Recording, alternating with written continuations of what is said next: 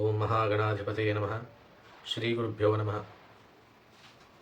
ಕಳೆದ ಭಾಗದಲ್ಲಿ ನಾವು ಅಗಸ್ತ್ಯರು ಹಯಗ್ರೀವ ಸ್ವಾಮಿ ಜೊತೆ ಮಾತಾಡ್ತಿರೋದನ್ನು ಕೇಳಿಸ್ಕೊತಾ ಇದ್ದೀವಿ. ಇಲ್ಲಿವರೆಗೂ ಅಗಸ್ತ್ಯರು ಕ್ಲಾರಿಟಿಯಲ್ಲಿದ್ದಾರೆ, ನಮಗೂ ಒಂದು ಕ್ಲಾರಿಟಿನ ಕೊಟ್ಟಿದ್ದಾರೆ. ಏನು ಅಂತಂದರೆ, ಹಯಗ್ರೀವ ಸ್ವಾಮಿ ಸಾಕ್ಷಾತ್ ವಿಷ್ಣುವಿನ ಅವತಾರ, ಭಗವಂತ ಆದ್ರೂ ಗುರುವಾಗಿ ಬಂದು ಕಥಿತಂ ಲಲಿತಾದೇವಿಯ ಚರಿತಂ ಪರಮಾದ್ಭುತಂ, ಲಲಿತಾದೇವಿ ಚರಿತ್ರನ ಹೇಳಿದ್ಯಾ. ಎಲ್ಲಿ ಕ್ವೆಶನ್ಸ್ ಕೇಳ್ತಾರೇನೋ ಅಗಸ್ತ್ಯರನ್ನ ಹಯಗ್ರೀವ ಸ್ವಾಮಿ ಅಂತ, ಅಗಸ್ತ್ಯರೇ ನೀವು ಹೇಳಿರೋವಂಥ ಒಂದು ಪಾಠಗಳೆಲ್ಲ ಸರಿಯಾಗಿ ಕಲ್ತ್ಕೊಂಡಿದ್ದೀನಿ, ಕೇಳಿಸ್ಕೊಂಡಿದ್ದೀನಿ, ಅರ್ಥ ಆಗಿದೆ ನನಗೆ ಪಾಠ ಅಂಥೇಳಿ ಫುಲ್ಲು ಲಲಿತೋಪಾಖ್ಯಾನವನ್ನು ಒಂದು 6-7 ಶ್ಲೋಕಗಳಲ್ಲಿ ಸಮರೈಸ್ ಮಾಡಿ ಹೇಳ್ತಾರೆ ಹಯಗ್ರೀವ ಸ್ವಾಮಿಗೆ. So that Hayagriva Swami is clear that okay, ಕೇಳಿಸ್ಕೊಂಡಿದ್ದಾನೆ ಪಾಠ.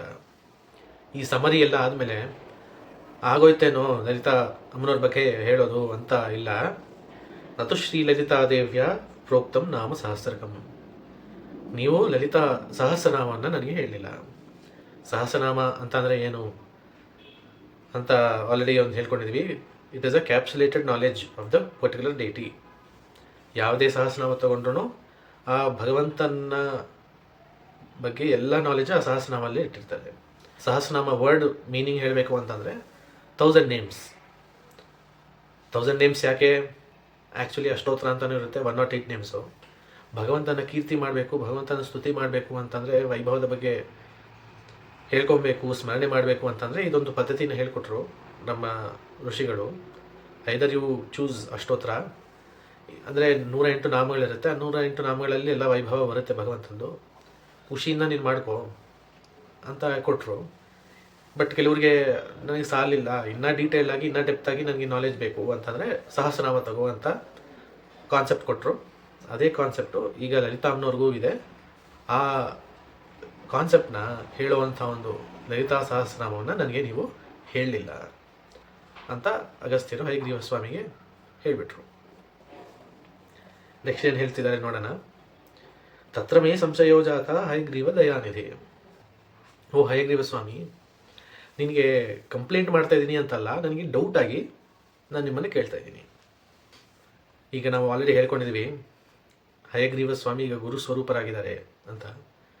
ನಮ್ಮ ಶಾಸ್ತ್ರದಲ್ಲಿ ಗುರುವಿಗೆ 3 ಪರ್ಯಾಯ ಪದಗಳಿರುತ್ತೆ, 3 ಕ್ವಾಲಿಟೀಸ್ ಇರುತ್ತೆ. ಪರ್ಯಾಯ ಪದಗಳೆಲ್ಲ 3 ಕ್ವಾಲಿಟೀಸ್ ಇರುತ್ತೆ. ಆ 3 ಕ್ವಾಲಿಟೀಸ್ ಇದ್ದರೆ ಮಾತ್ರನೇ ಗುರು ಅಂತ ಶಾಸ್ತ್ರ ಹೇಳುತ್ತೆ. ಏನು ಆ 3 ಕ್ವಾಲಿಟೀಸ್ ಅಂತಂದರೆ, ಸರ್ವಶಾಸ್ತ್ರಗಳು ಗೊತ್ತಿರಬೇಕು. ಬರೀ ಶಾಸ್ತ್ರಗಳು ಗೊತ್ತಿದೆ ಅಂತ ಅಂದರೆ ಆ ಸಾಲದು, ಆ ಶಾಸ್ತ್ರವನ್ನು ಕರೆಕ್ಟಾಗಿ ಇಂಟರ್ಪ್ರಿಟ್ ಮಾಡೋದು ಅನ್ನುವಂಥ ಒಂದು ನಾಲೆಜ್ ಇರಬೇಕು. ಹೋಗಲಿ, ಅದು ಸಾಕಾ? ಅಲ್ಲ, ಆ ಶಾಸ್ತ್ರನ ಹೆಂಗೆ ಉಪಯೋಗಿಸ್ಬೇಕು, ಯಾರಿಗೆ ಕೊಡಬೇಕು, ಸ್ಟೂಡೆಂಟ್ಗೆ ಹೆಂಗೆ ಅವ್ರಿಗೆ ಅರ್ಥ ಮಾಡಿಸ್ಬೇಕು ಅನ್ನೋವಂಥ ಒಂದು ಕ್ವಾಲಿಟಿ ಇರಬೇಕು. ಆ ಕ್ವಾಲಿಟಿ ಯಾವಾಗ ಬರುತ್ತೆ? ನಾನು ಸ್ಟೂಡೆಂಟ್ಗೆ ಅರ್ಥ ಮಾಡಿಸ್ಲೇಬೇಕು ಅಂತಂದರೆ ಆ ಸ್ಟೂಡೆಂಟ್ ಮೇಲೆ ಪ್ರೀತಿ ಇರಬೇಕು, ಆವಾಗಲೇ ಮಾತ್ರ ಬರುತ್ತೆ. ಇಲ್ಲಿ 3 ಕ್ವಾಲಿಟೀಸ್ ಹೇಳಿದೆ. ಒಂದು, ಶಾಸ್ತ್ರದ ಮೇಲೆ ಪೂರ್ತಿ ನಾಲೆಡ್ಜ್ ಇರಬೇಕು. ಎರಡನೇದು, ಆ ಶಾಸ್ತ್ರನ ಸರಿಯಾಗಿ ಇಂಟರ್ಪ್ರಿಟ್ ಮಾಡುವಂಥ ಒಂದು ಮೈಂಡ್ ಸೆಟ್ ಇರಬೇಕು, ಬ್ರೈನ್ ಇರಬೇಕು. ಮೂರನೇದು, ಸ್ಟೂಡೆಂಟ್ಸ್ ಮೇಲೆ ಪ್ರೀತಿ ಇರಬೇಕು. ಇದು 3 ಕ್ವಾಲಿಟೀಸು. ನಾವು ಗಮನಿಸಿದ್ರೆ ಈಗ ಅಗಸ್ತ್ಯರು ಆಲ್ರೆಡಿ ಹಯಗ್ರೀವ ಸ್ವಾಮಿಯಲ್ಲಿ 2 ಕ್ವಾಲಿಟೀಸ್ನ ಹೇಳಿಬಿಟ್ರು. ಸರ್ವಶಾಸ್ತ್ರ ವಿಶಾರದೆ, ಮಹಾಬುದ್ಧಿ ಅಂತ 2 ಕ್ವಾಲಿಟೀಸ್ನ ಹೇಳಿದರು. 3ನೇ ಕ್ವಾಲಿಟಿ ಅದಲ್ಲೇ ಹೇಳಿಲ್ಲ, ಇಲ್ಲಿ ಹೇಳಿದ್ದಾರೆ. ಏನು? ದಯಾನಿಧೆ. ಹಯಗ್ರೀವ ದಯಾನಿಧೆ ಅಂತ ಸಂಬೋಧನೆ ಮಾಡಿದರು. ಮತ್ತೆ ಹೇಳ್ಕೊಳ್ಳೋಣ ಶ್ಲೋಕ. ತತ್ರ ಮೇ ಸಂಶಯೋ ಜಾತೋ ಹಯಗ್ರೀವ ದಯಾನಿಧೆ ಅಂತ. ಸೊ 3 ಕ್ವಾಲಿಟೀಸ್ ಬಂದುಬಿಟ್ಟಿದೆ. ಹಯಗ್ರೀವ ಸ್ವಾಮಿ ಸಂಪೂರ್ಣವಾಗಿ ಗುರು ಸ್ವರೂಪನಾಗಿ ಅಲ್ಲಿ ಕೂತಿದ್ದಾನೆ ಅಂತ ನಮಗೂ ಕ್ಲಾರಿಫೈ ಮಾಡಿಬಿಟ್ಟಿದ್ದಾರೆ ಅಗಸ್ತ್ಯರು. ಗುರು ಸ್ವರೂಪನಾಗಿ ಹಯಗ್ರೀವ ಸ್ವಾಮಿ ಬಂದಿದ್ದಾನೆ ಅಂತಲೇ ಕ್ವೆಶನ್ ಮಾಡ್ತಿದ್ದಾರೆ. ಏನ ಕ್ವೆಶನ್ನು? ಡೌಟ್ ಇದೆ, ನಾನು ಕಂಪ್ಲೇಂಟ್ ಮಾಡ್ತಾ ಇಲ್ಲ, ಡೌಟ್ ಇದೆ ಅಂತ ಹೇಳ್ತಾ ಇದ್ದೀನಿ ನಿಮ್ಮನ್ನು. ಏನಪ್ಪ ಕೇಳು ಅಂತಂದರೆ, ಕಿಂವಾ ತ್ವಯಂ ವಿಸ್ಮೃತಾಂ ತಥಾ ಜ್ಞಾತ್ವಾ ಮಾ ಸಮಪೇಕ್ಷಿತಂ. ಕಿಂವಾ ತ್ವಯಾ ವಿಸ್ಮೃತಾಂ. ಓ ಹಯಗ್ರೀವ ಸ್ವಾಮಿ, ಡಿಡ್ ಯು ಫರ್ಗೆಟ್?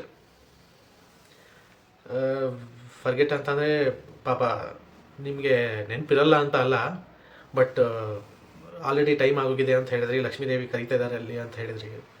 ಅದಕ್ಕೆ ಆ ಬ್ಯುಸಿಯಲ್ಲಿ, ತೊಂದರೆಯಲ್ಲಿ ಈ ಸಿಲೆಬಸ್ ಇನ್ನೂ ಇದೆ ಕಂಪ್ಲೀಟ್ ಆಗಿಲ್ಲ, ಲಲಿತಾ ಸಹಸ್ರನಾಮ ಹೇಳಿಲ್ಲ ಅಂತ ಆ ಟೆನ್ಷನಲ್ಲಿ, ಆ ಹರಿಯಲ್ಲಿ ಮರ್ತೋದ್ರಾ, ಅಥವಾ ತಥಾ ಜ್ಞಾತ್ವಾ ವಾ ಸಮುಪೇಕ್ಷಿತಂ, ಬೇಕಂತ ನನಗೆ ಹೇಳಲಿಲ್ವಾ? ಯಾವಾಗ ಹೇಳಲ್ಲ ಗುರು, ಒಂದು ಟೈಮ್ ಆಗೋಗಿದೆ ಅಂತಂದರೆ, ಇಲ್ಲ ಅಂತಂದರೆ ಇವನಿಗೆ ಅರ್ಥ ಆಗುತ್ತೋ ಆಗಲ್ವೋ, ಇವನಿಗೆ ಸದ್ಯಕ್ಕೆ ಬೇಡ ಅನ್ಸುತ್ತೆ ಇದು ಹೇಳೋದು ಅಂತ ಅನಿಸಿ ಹೇಳಿಲ್ವಾ ಅಂತ ಒಳ್ಳೆ ಕ್ವೆಶನೇ ಕೇಳಿದ್ರು. ಎಲ್ಲಿ ಕೋಪ ಮಾಡ್ಕೊತಾರೆ ಹಯಗ್ರೀವ ಸ್ವಾಮಿ ಅಂತ ದಯಾನಿಧಿ ಅಂತಲೂ ಹೇಳಿಬಿಟ್ರು. ದಯಾನಿಧಿ ಅಂತಂದ್ರೆ ಇನ್ನು ಕಂಪ್ಯಾಷನ್ ಇರೋವಂಥವ್ನು ಸ್ವಾಮಿ, ಕಂಪ್ಯಾಷನ್ ಇರೋವಂಥವ್ನು ಬೈಯಲ್ಲ.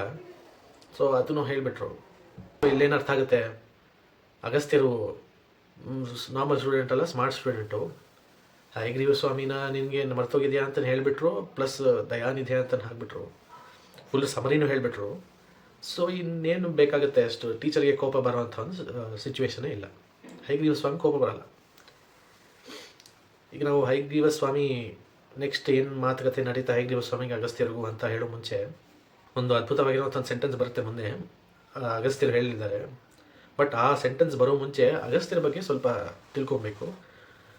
ಅಗಸ್ತ್ಯರು ಸ್ಮಾರ್ಟ್ ಸ್ಟೂಡೆಂಟು ಮಾತ್ರ ಅಲ್ಲ, ಮಹರ್ಷಿಗಳು ಅಂತಲೂ ಹೇಳ್ಕೊಂಡಿದ್ವಿ, ಟಾಪ್ 5 ಮಹರ್ಷಿಗಳು ಅಂತಲೂ ಹೇಳ್ಕೊಂಡಿದ್ವಿ.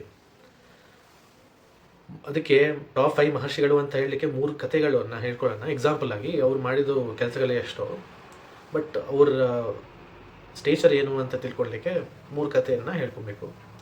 ಮೊಟ್ಟ ಮೊದಲನೇ ಕಥೆ, ಒಂದು ಊರಲ್ಲಿ ಇಬ್ಬರು ರಾಕ್ಷಸರು ರಾತ್ರಿ ಹೊತ್ತು ಆ ರೆಸಿಡೆನ್ಸ್ ಏನಂತಾರ ಊರಲ್ಲಿ ಅವ್ರನ್ನೆಲ್ಲರನ್ನ ಟ್ರಬಲ್ ಮಾಡ್ತಾಯಿದ್ರು, ಒಬ್ರೊಬ್ಬನ ಆಗಿ ತಿಂದ್ಬಿಡ್ತಾಯಿದ್ರು. ಬಟ್ ಬೆಳಿಗ್ಗೆ ಅಂತ ಅವ್ರನ್ನ ಡಿಸ್ಟರ್ಬ್ ಮಾಡ್ತಾ ಇರಲಿಲ್ಲ ಆ ರಾಕ್ಷಸರ ಊರ ಜನನ.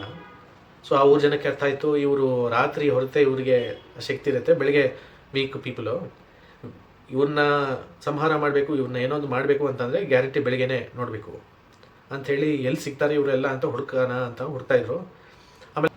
ಆಮೇಲೆ ಗೊತ್ತಾಗುತ್ತೆ ಏನಂತಂದರೆ ಆ ರಾಕ್ಷಸರು ಸಮುದ್ರದಲ್ಲೊಳಗೆ ಇರ್ತಾರೆ ಬೆಳಗ್ಗೆ ಹೊತ್ತು, ರಾತ್ರಿ ಹೊತ್ತು ಮಾತ್ರ ಅವ್ರು ಆಚೆ ಬಂದು ನಮ್ಮ ಎಲ್ಲರ ಮೇಲೆ, ಊರ ಜನದ ಮೇಲೆ ಅಟ್ಯಾಕ್ ಮಾಡ್ತಾರೆ. ಅದಾಗಲ್ಲ, ಇವರೆಲ್ಲರೂ ನದಿಗೆ ಹೋಗಬೇಕು ಅಂತಂದರೆ ಇವ್ರು ಸಾಯ್ತಾರೆ, ಇನ್ನೇನಿಲ್ಲ. ಸಮುದ್ರ ಒಳಗಡೆ ಹೋಗುವಂಥ ಒಂದು ಸಬ್ಮರೀನ್ಸು ಆಗಿನ ಕಾಲದಲ್ಲಿ ಇಲ್ಲ ಅನ್ಸುತ್ತೆ. ಈಗ ಏನು ಮಾಡಬೇಕು, ಆ ನೀರೆಲ್ಲ ತೆಗಿಬೇಕು.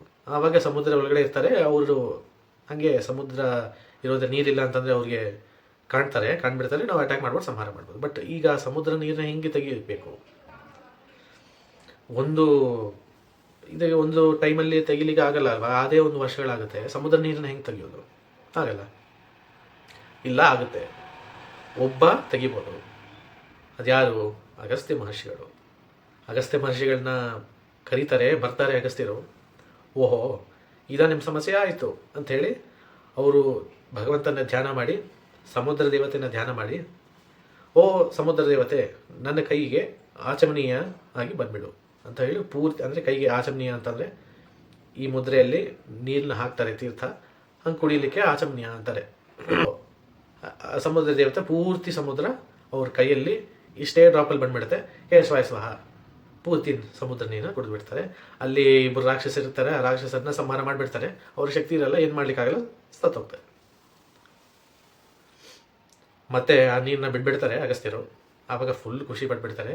ಅಂದರೆ ಅವ್ರ ತಪಸ್ಸಕ್ತಿ ನೋಡಿ, ಅಗಸ್ತ್ಯರು ಇಡೀ ಸಮುದ್ರವನ್ನು ಕುಡಿಯುವಂಥ ಒಂದು ಶಕ್ತಿ ಇರುವಂಥವ್ರು. ಅಷ್ಟು ಪ್ರಾರ್ಥನೆ ತಪಸ್ ಮಾಡಿದರೆ ಆ ತಪಸ್ಸಿಂದ ಶಕ್ತಿ ಬರುತ್ತೆ. ಭಗವಂತನ ಸಮುದ್ರವನ್ನು, ಪ್ರಕೃತಿನ ಪ್ರಾರ್ಥನೆ ಮಾಡಿದರೆ ಆ ಪ್ರಕೃತಿ ಅವರಿಗೆ ಹೆಲ್ಪ್ ಮಾಡುತ್ತೆ ಅಂತಾಯಿತು. ಇದೊಂದು ಕಥೆ. ಇನ್ನು 2 ಕಥೆ ಇದೆ. ಆ 2 ಕಥೆ ಏನು ಅಂತ ಮುಂದೆ ಎಪಿಸೋಡಲ್ಲಿ ನೋಡೋಣ.